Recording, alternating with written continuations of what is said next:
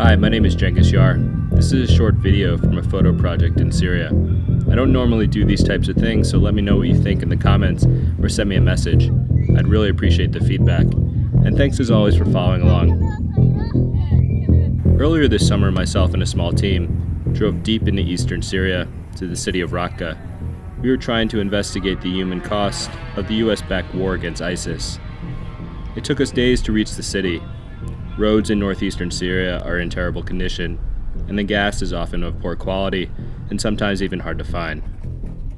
But after countless checkpoints and days in the car, we reached the city. ISIS took control of Raqqa in early 2014, and it eventually became their de facto capital as they spread across the region.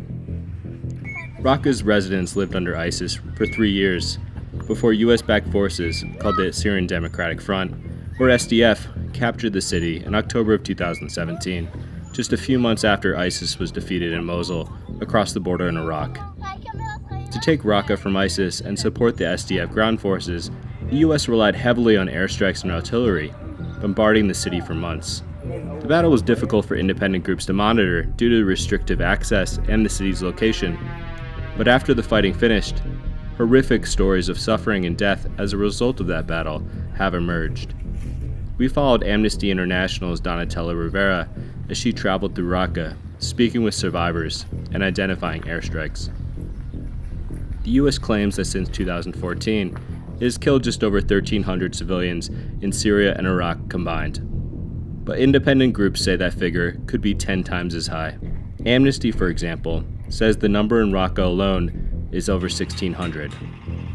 People we met in the city described living in fear for months, surrounded by a never-ending barrage of weaponry. They walked us through block after block of ruin and pointed out the places their friends and family were killed. It's hard to imagine surviving the bombardment that took place in Raqqa, let alone trying to rebuild amid the endless destruction. Just a short distance away, some kids took turns diving off a rebuilt bridge spanning the Euphrates to try to cool off from the summer heat. The previous bridge was destroyed during the fighting.